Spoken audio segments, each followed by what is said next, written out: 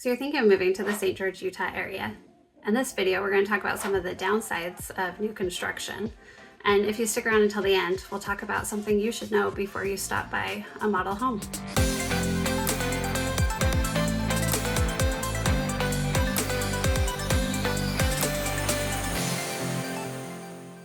Hi, I'm Shari Harris with Fathom Realty, and I get calls all the time from people looking to move to the St. George area. And I really love getting to know them and talking about all the different options. And buying a new build is one of those. And though there are so many pros, and I talk about that in another video, today I'm going to talk about some of the cons, some of the disadvantages of new construction. The first one would be the cost. Often if you're going to buy new construction, new build, you're going to get less square footage versus an older home. And so if it's a lot of space you're wanting on a budget, the new build might not quite work for you. Just paying a little bit more per square foot when you're doing a new build. I think the biggest thing is sometimes the timeline. If this is something where you need to buy rather quickly, getting into a new build can be a waiting game. And as they're building. But that being said, sometimes there are spec homes or homes, quick move-ins that are available. So sometimes you can find that new build when you have a shorter length of time to find something. But on the other hand, let's say you've got plenty of time, there is that waiting, and that can be so stressful and that can be so hard. Sometimes it feels like nothing's happening if you are starting from the very beginning. Permits haven't even been pulled for that lot to start building and designing the home. It could just feel like you're just like nothing's happening. The dirt's just sitting there and you're just waiting for plans to be approved and permits to be pulled. And so you can sometimes have a couple, 2 or 3 months where it appears nothing is happening. And then once you get going, you're seeing bit by bit the home being built, but it's not for the faint of heart. It's stressful. I feel like things aren't moving as quick as you'd like. There's so many things that can come up through the process. Maybe something you want has been back ordered, supply chain issues, though supply chain issues are a lot better than they used to be. During COVID, that was crazy. All the delays, and a lot of builders just started being like, this is what we have on hand and these are your options. That limited options was sometimes frustrating for people who were doing new builds, but we don't see that as much, but still there can be delays. Weather can cause delays. Luckily, we don't have the harsh winters. I know the new builds in northern Utah, these big storms hit, lots of snow, that can totally slow it down. Whereas here with our mild weather, we aren't impacted as much, but still we can have rainy days, prevent things from happening. And then we have to work around the heat of the summer, but the construction workers, I'm amazed at what they can do in this heat. And they start earlier in the morning and stuff, and make good use of those cooler morning hours as well.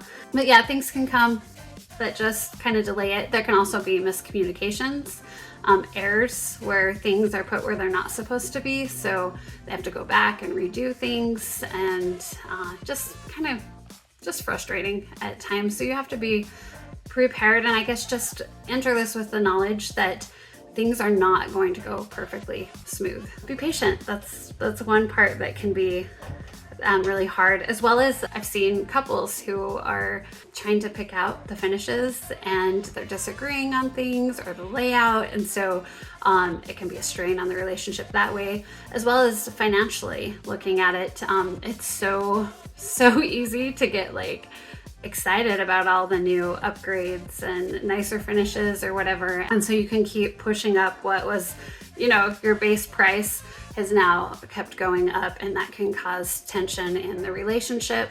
And sadly, at times people can do so many upgrades and then the appraisal comes in lower, and that really can happen because your upgrades are not always appraised at the cost due. And so you can get to the end where you're trying to close and you have upgraded out of qualifying for your loan, whether it's due to the appraisal or out of your budget. And so that is something to be aware of through the process, is watching the cost. Also, builders will often have something in the contract to cover them if the supplies go up dramatically in cost.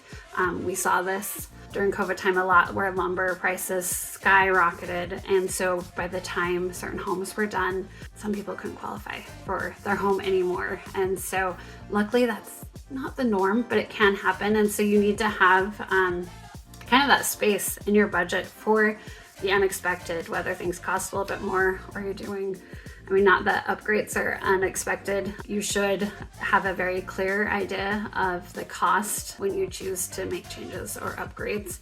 Just making sure you're just always clear on that and what your new price is. And also with the financing, sometimes life happens and you've been building a home for 6 to 8 months, but during that time period, you've had unexpected medical bills or loss of job or just different things like that can happen that also can make it when you're trying to come out of like your construction loan or just get your conventional loan to now purchase it, the builder's done, and you're not qualifying. And so things like that can happen and can be very stressful on you as an individual and on the relationships. And one little tip is with these delays, just make sure that your current living situation can handle the delays. Sometimes people will be like, well, the builder said it will be done on, April 15th. And so they make all their plans to be able to move that day. And then it's not, it's another month and a half. And so, just making sure that your living arrangements are flexible for whatever may happen in delays.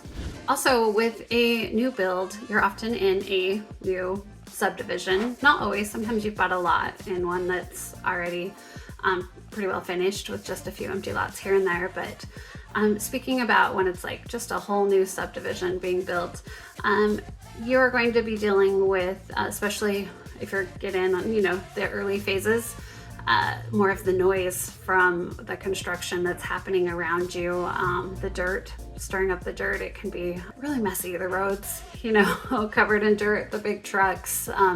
Sometimes, they've been in the mud and they're tracking that out into the streets and sidewalks. Though I have noticed that the expectation of the builders to clean up after themselves, and many actually do a pretty good job, but there are some things that are beyond their control. A windy day in a dirt lot that's been recently dug into, it's going to stir up the dirt in the area. So that's something that you kind of have to deal with as the community's being built. Maybe you've moved in and they've promised, amenities such as, a swimming pool, parks, pickleball courts, that kind of stuff. And if you're early on in there, sometimes that stuff won't be done for another year or two. And so the amenities that drew you to the area may not be available. And so you need some patience for that as well. Also, some of these subdivisions that are being built are a little bit further out from like the stores and the restaurants. So you might have a bit more of a drive for a while because it's usually the restaurants and the stores when this is being built a little ways out. They take time for the communities to be built there, and then the infrastructure and the stores and restaurants come later. So that can be a bit of a waiting game, and you never know what can happen. So I used to live in Eagle Mountain in northern Utah, and I was in the city center area, which was far out from everything else. And there were plans for a grocery store pretty close to there and different things.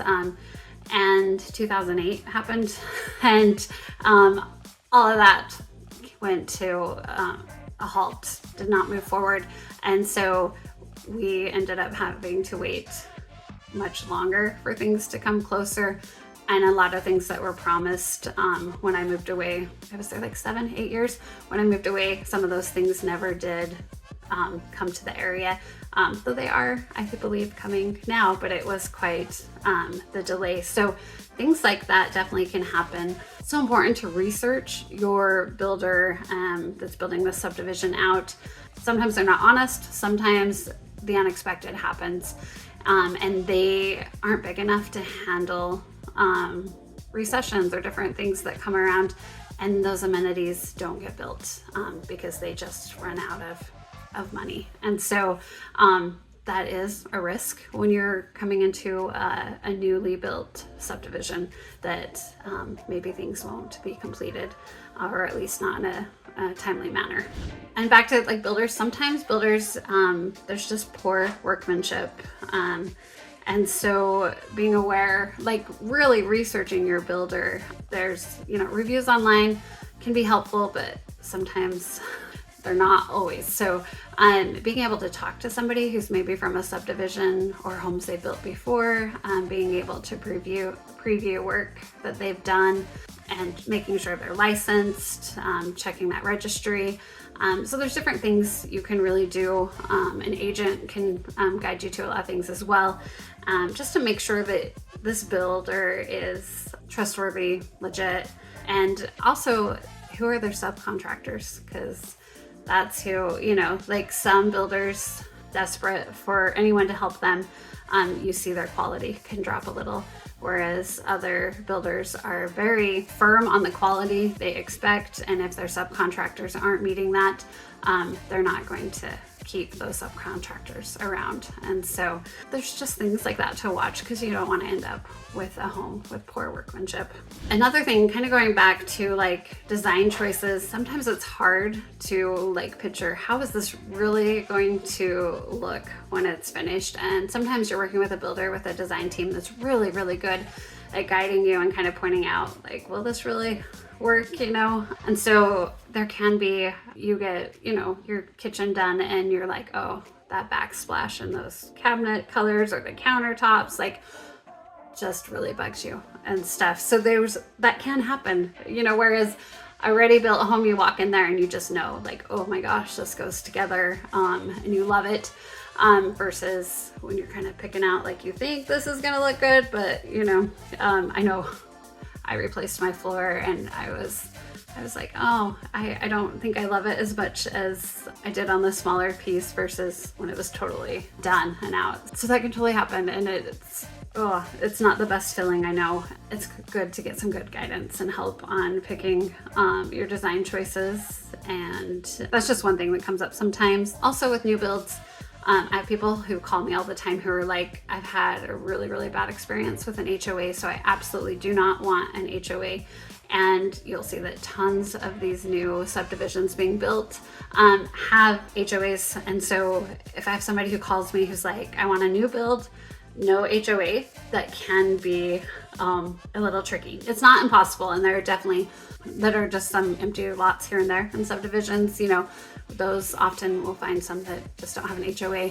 And some new subdivisions don't have an HOA, but I will say that it's pretty common, these new subdivisions, to have some sort of HOA in place, with the community amenities, to some just being, they have a little small area that, little park or the entrance to the subdivision. So it's really cheap, $60 a quarter or something to maintain those things. So the HOAs can be wide range of what they're offering, from, just small little landscaping to all of your front yard landscaping and pools and clubhouses and pickleball courts, basketball courts, all those kind of things. So there's a wide range, but can be, like I said, a challenge sometimes to avoid them completely.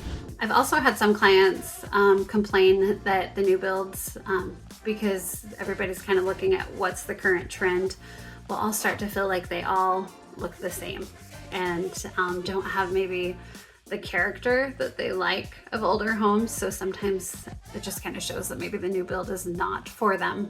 Sometimes you just can't find the diversity in the older charm or character that some people want. If you've built, I would love to hear, like, what was your experience? What did you learn from the process? Any other cons that you may think of for building a new home? And you may want to check out my other video about the pros, because there are definitely some great benefits also from building a home. Now let's talk about going to a model home. So when you go to a model home for the first time, if you go without an agent, some builders will not pay the commission of your agent because they feel that their marketing is what brought you there. And some don't actually offer commission at all, but some do. But their rule is we will only pay the commission of the buyer's agent if the buyer agent comes with you the first time and they register you as their client. I find it so important that you have representation, even when it's a new build, to help guide you through the process, to help you know what questions to ask. My first home was a spec home. I was not an agent. I just showed up at a model home and picked out a spec home and bought it. And it worked out pretty good. But I did learn once I was moved into my home that some of my neighbors who had gone with an agent had realized they could ask for like window treatments or fans in all the rooms, bedrooms and family room. Anyway, and there were some things with the contract that I'm pretty lucky it worked out okay for me, that I wasn't aware of at the time. And now I look back and I'm like, oh shoot. For such a big, expensive purchase, I went into it pretty blindly. And so I just hate when somebody ends up going into a model home first before they have found an agent or without their agent. And now they're in this situation of the builder normally would pay an agent, but because they didn't come in with you, they're not going to pay your agent. And now you're left with just do it yourself, represent yourself through the process, or paying an agent to come help you.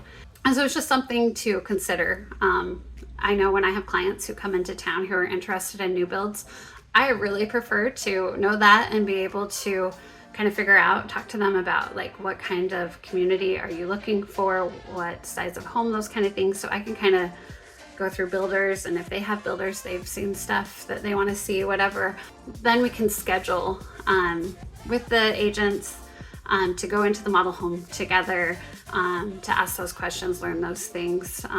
I just really like to be a part from the start, so that I can truly help my clients, guide them, and make sure that they're seeing like all the options that are out there so that they can make the best choice for themselves. So just a little tip, if you're driving around stopping at model homes, call your agent, take them with you wherever you're at.